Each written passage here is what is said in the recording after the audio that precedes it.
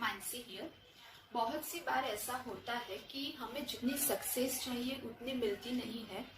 काम करते हैं फिर भी सक्सेस नहीं मिलती है और फिर हम सोचते हैं कि हमसे मिस्टेक गलती हो क्या गई है। तो इसी के बारे में आज हम बात करने वाले हैं। पूरी स्टोरी को बहुत ही ध्यान से सुनिएगा ताकि आपको भी समझ में आ जाए कि आपकी मिस्टेक हो कहाँ पे रही है। एक मंदिर था। मंदिर के अंदर एक भगवान जी की मूर्ति थी और उसके बाजू में एक पत्थर पड़ा रहता था। सब लोग वहां पे आते थे, भगवान जी की मूर्ति पे फल चढ़ाते थे, फूल चढ़ाते थे, कुछ ना कुछ भोग लगाते थे। और बाजू में जो पत्थर है उसके ऊपर सब लोग नारियल फोड़ के जाते थे। जो अपनी बाधा है और वो सब कुछ होता है तो वहां पे वो नारियल फोड़ के जाते थे।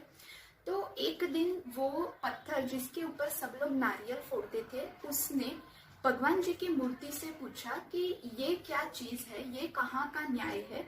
तुम और मैं, हम दोनों एक ही दिन इस जगह पे आए थे। हम दोनों, मैं भी पत्थर हूँ, तुम भी पत्थर में से ही बने हो। फिर ऐसा अन्याय क्यों कि हर लोग आते हैं, तुम्हारे ऊपर फल फूल चढ़ाते हैं और मेरे ऊपर हार्ड नारियल फोड़ते हैं। मुझे कितनी तकलीफ होती है, मुझे कितना दुख होता है। कोई मेरी रिस्पेक्ट भी नहीं करता है, तुम्हारी तो लोग पूजा करते हैं। तब हंस के भगवान जी ने उसे बताया कि तुम्हें वो दिन याद है जब पत्थर के रूप में मैं और तुम दोनों इस मंदिर में साथ में आए थे। मूर्तिकार ने पहले तुम्हें लिया था, तुम्हारे में से मूर्ति बनाने की कोशिश की थी और उसने जब औजार अपना मूर्ति बनाने के लिए यूज किया तो तुमसे वो दुख और तकलीफ सहन नहीं हुई। जब वो औजार तुम्हारे ऊपर लगाता था तो तुम दर्द के मारे चिल्लाते थे, रोते थे कि मुझे ये दुख सहन नहीं होता है। मूर्तिकार ने बहुत समझाया तुम्हें कि इसके बाद अच्छे दिन ही आने वाले हैं, सब लोग तुम्हारी पूजा करेंगे, पर तुम नहीं समझे। तुमने बोला ये तकलीफ मेरे से सहन नहीं होती है। फिर मूर्तिकार ने तुम्हें पत्थर के रूप में ही रख लिया और मेरे में से मूर्ति बनानी स्टार्ट की। मुझे भी बहुत दुख और तकलीफ होती थी, दर्द होता था जब वो अपने औजार मेरे ऊपर लगाता था। फिर भी मैंने वो दुख और तकलीफ सहन की और उसके सहन करने के बाद में जाके एक भगवान जी की मूर्ति बनी और फिर आज लोग मेरे ऊपर फल फूल चढ़ाते हैं। तो फ्रेंड्स, कई बार हमारे साथ भी ऐसा ही होता है कि हम लोग जिस टाइम पे धूप में तपना होता है, मतलब है कि जिस टाइम पे हमारे ऊपर दुख तकलीफ परेशानी आती है हमारे सक्सेस के वे पे, तो हम लोग वो सहन नहीं कर सकते हैं जिस तरह उस पत्थर ने सहन नहीं किया और वो पत्थर बन के ही रह गया। और भगवान जी की मूर्ति वाले पत्थर ने सब कुछ सहन किया ताकि लोग उसकी पूजा कर देते हैं। वो कहते हैं ना कि अगर आपको सन की तरह चमक ना हो तो पहले सन की तरह आप बर्न करना भी सीखो, तपना भी सीखो।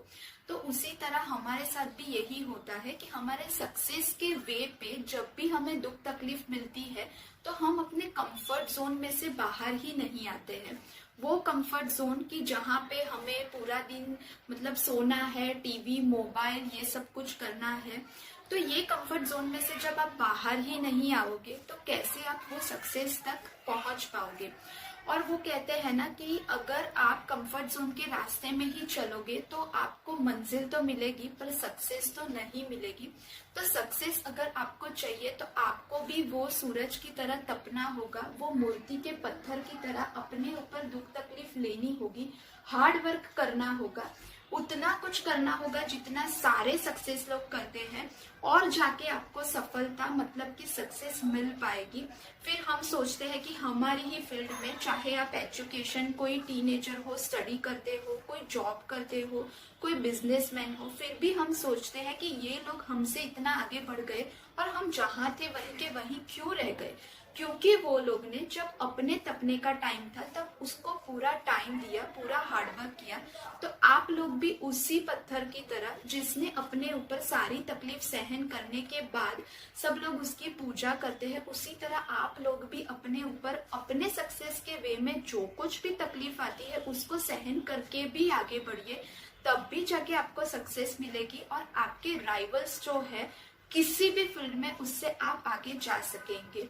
बस आज के लिए इतना ही।